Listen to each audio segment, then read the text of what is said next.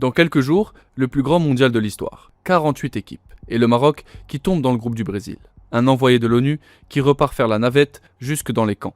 2 gazoducs rivaux pour le même gaz. Le Moyen-Orient, 3 cessez-le-feu, 0 qui tient. Et ici, après 7 ans de sécheresse, la pluie qui change tout. 10 minutes, 10 news, l'essentiel. Cette semaine, l'envoyé de l'ONU pour le Sahara, l'italo-suédois Staffan de Mistura, s'est rendu dans les camps de réfugiés sahraouis, près de Tindouf en Algérie, là où le Polisario, le mouvement séparatiste sahraoui, est installé depuis les années 70. Sa première visite sur place depuis septembre. Mais le vrai pilote de ce dossier, ce n'est plus l'ONU, c'est Washington. Depuis février, les États-Unis ont relancé une négociation à 4 parties. 3 rounds, une fois à Madrid, 2 fois à Washington.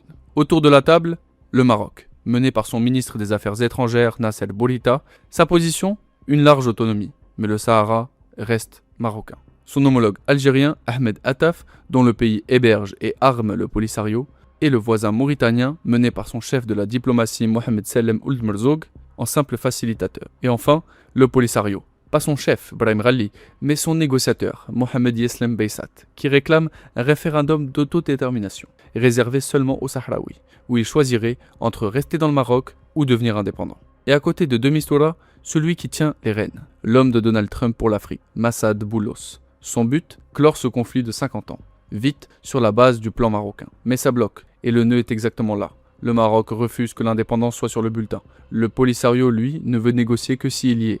Et de Mistura retourne dans les camps pour tenter de garder tout le monde à la table. La question est, est-ce qu'un conflit de plus de 50 ans pourra se résoudre dans un futur proche ?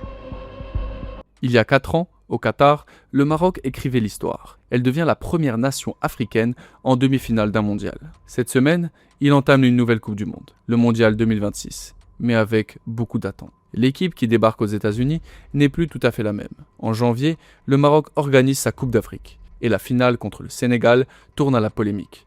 Un penalty contesté, les Sénégalais qui quittent un moment la pelouse et un titre finalement tranché sur appel, en faveur du Maroc. Une finale hors norme. Et dans la foulée, le sélectionneur Walid Regragui démissionne.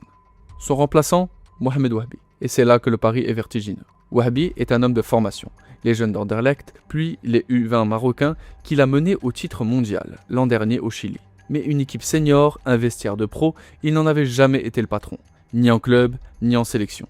Le mondial 2026, c'est sa grande première. Sa liste, 26 joueurs. En tête, Achraf Hakimi, double champion d'Europe avec le PSG. À ses côtés, Yassine Bono, Brahim Diaz et Smail Saibari, double champion des Pays-Bas avec le PSV, tout juste élu meilleur joueur du championnat néerlandais. Et le tirage lui colle le Brésil, avec l'Écosse et Haïti. Et les blessures tombent mal.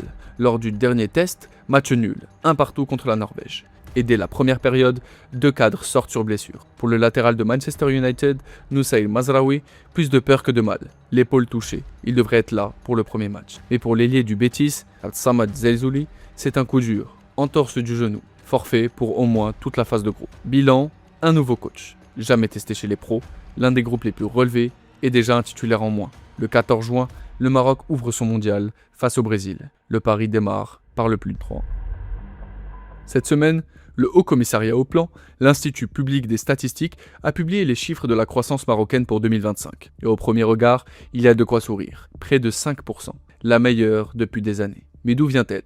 De l'agriculture, plus de 8%. Le reste du moteur, lui, ralentit. Le non-agricole tombe à 4%. L'industrie stagne, l'information-communication passe en négatif. Une belle année sur le papier, mais portée par les champs, pas par l'industrie. Et puis, deuxième nouvelle, qui touche justement aux champs. Après 7 ans de sécheresse, les pluies de cet hiver ont enfin rempli les barrages. Plus de 75% au 1er juin, contre 41 un an plus tôt. Un été sans coupure, et de l'eau pour les récoltes à venir. Le vrai sujet ne change pas. L'économie marocaine s'appuie d'abord sur l'agriculture. Tant que l'industrie ne prend pas le relais, le Maroc restera suspendu à la pluie. Le 1er juin, jour de l'examen régional du bac, 465 000 candidats. À l'épreuve de français, les élèves découvrent un sujet de rédaction. La consigne leur demande de réagir à une idée, que la femme serait faite juste pour se marier et faire des enfants. En quelques heures, c'est une polémique nationale. Des dizaines d'associations et de personnalités signent une lettre ouverte. Leur point, dans un examen officiel, les mots ne sont jamais neutres. Et c'est là que 2 époques se percutent. Pour cette session, le ministère a déployé 2000 appareils électroniques pour traquer les téléphones et la triche. Donc, le même jour, dans la même salle, on surveille les élèves avec une technologie de pointe et on leur demande par écrit si une femme a sa place ailleurs qu'au foyer. Et au même moment, le Maroc tente de réformer son code de la famille, la Moudawana, pour mieux protéger les femmes et encadrer le mariage des mineurs. Mais la réforme est bloquée au Parlement, entre réformateurs et conservateurs, au point qu'elle pourrait être repoussée à la prochaine législature. Lundi, à Marrakech et à Tanger, la police marocaine arrête 11 personnes. 10 d'entre elles étaient recherchées par notice rouge d'Interpol, à la demande de la France, de la Belgique et des Pays-Bas. Les soupçons: trafic international de drogue, blanchiment d'argent, escroquerie. 6 recherchés par la France, 3 par la Belgique et 1 par les Pays-Bas. Dans les perquisitions, montres de luxe, voitures et motos haut de gamme, devises, cocaïne et passeports. Et ce n'est pas isolé.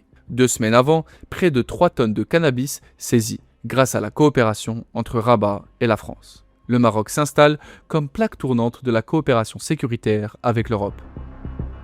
Et puis, le Maroc ouvre de nouvelles portes sur le monde. Le 7 juin, une première. Royal Air Maroc a posé un avion à Los Angeles. Casablanca-Los Angeles sans escale. Aucune compagnie africaine n'avait jamais relié le continent à la côte ouest américaine. Et le timing est parfait, 4 jours avant le mondial. En parallèle, quelques jours plus tôt, à Rabat et à Casablanca a eu lieu un forum d'affaires avec le Royaume-Uni. Près de 50 entreprises britanniques. L'objectif: doubler les échanges d'ici 2030. Le fil rouge partout est le même. Accélérer les échanges, faciliter les déplacements, moderniser les infrastructures avec en ligne de mire 2030.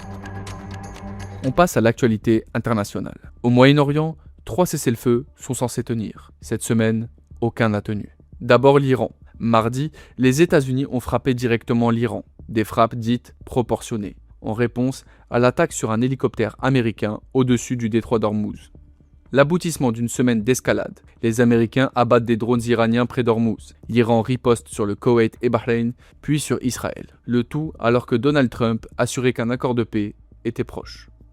À Gaza, le cessez-le-feu tient depuis octobre, sur le papier, car dans les faits, près de 1000 Palestiniens y ont été tués depuis. Dimanche encore, 10 morts dans de nouvelles frappes, dont 4 près d'une école de la ville de Gaza. Et au Liban, une trêve qui n'en est pas une. Cette semaine, les États-Unis annoncent un cessez-le-feu négocié entre l'État libanais et Israël. Mais le Hezbollah, qui n'y a pas pris part, le rejette. Et Israël continue de frapper. Mardi, un bombardement sur la ville de Tyr a fait au moins 11 morts, poussant ses habitants à fuir en masse. Depuis mars, le conflit a fait plus de 3500 morts. Partout, le même mot: cessez-le-feu. Partout, les mêmes funérailles. Et cette guerre en Iran, justement, produit un effet boomerang. Pas sur Téhéran, sur Washington. Et plus précisément, sur l'homme qui l'a lancé. À 5 mois des élections de mi-mandat, la cote de Donald Trump est dans le rouge. Autour de 40% d'avis favorables. Près de 60% de défavorables. Et le lien est direct. Le sujet numéro 1 des Américains, ce n'est ni l'Iran et ni la Corée. C'est l'inflation et les prix. Or, la guerre a fait flamber le coût de l'essence. La même flambée qui pèse sur le portefeuille marocain. Et l'inflation répartie de 3 à près de 4%. Le problème pour lui, il avait promis l'inverse. Faire baisser les prix. Et même chez les hommes, son socle de 2024, il décroche. Les élections auront lieu le 3 novembre. Et à mi-mandat, historiquement, un président dans le rouge perd le Congrès. Pendant qu'à Washington, la cote est dans le rouge, à l'autre bout du monde, un autre bloc, lui, se ressoude. Lundi, Xi Jinping, le président de la République populaire de Chine, est arrivé à Pyongyang, sa première visite en Corée du Nord depuis 7 ans. La dernière remonte à 2019, avant le Covid, avant la guerre en Ukraine et avant le retour de Trump. Et le moment n'a rien d'anodin. La veille, Kim Jong-un visitait une nouvelle usine de matières nucléaires à usage militaire, en promettant d'augmenter son arsenal à un rythme, selon ses mots, exponentiel. Le lendemain, face à Xi, autre image. Les deux hommes se félicitent. Et Xi, lui, redit une phrase déjà entendue, mais qui, ce lundi, pèse plus lourd. Que quelle que soit la situation mondiale, la Chine et la Corée du Nord défendraient leur souveraineté ensemble. Car Pyongyang joue sur 2 tableaux. Pékin d'un côté, son premier partenaire commercial, voire son oxygène économique. Moscou de l'autre côté, son partenaire le plus actif depuis la guerre en Ukraine. Et au milieu, une Corée du Nord qui encaisse des deux. On finit par une bataille que personne ne regarde. Pas de bombes, pas de discours, juste des tuyaux. Et elle se joue juste sous nos pieds. Le décor, le Nigeria, assis sur d'immenses réserves de gaz, veut les vendre à l'Europe. Pour ça, il lui faut une route, et il y en a deux, portées par deux voisins qui ont coupé les ponts.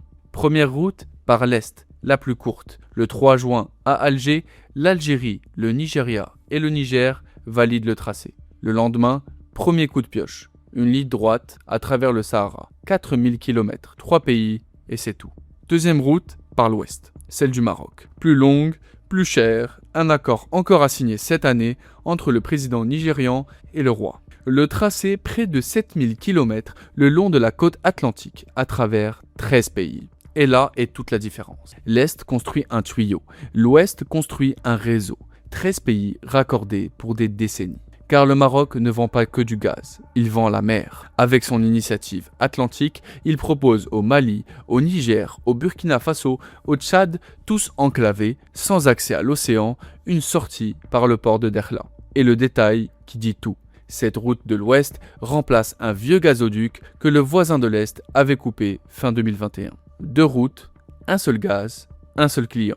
Et au milieu, un Sahel que personne ne contrôle vraiment. Voilà la semaine, un médiateur qui repart au Sahara, les lions face au Brésil, la pluie qui sauve l'année, un sujet de bac qui dérange, 3 trêves qui saignent et 2 gazoducs pour un seul gaz. À samedi prochain pour la news de la semaine.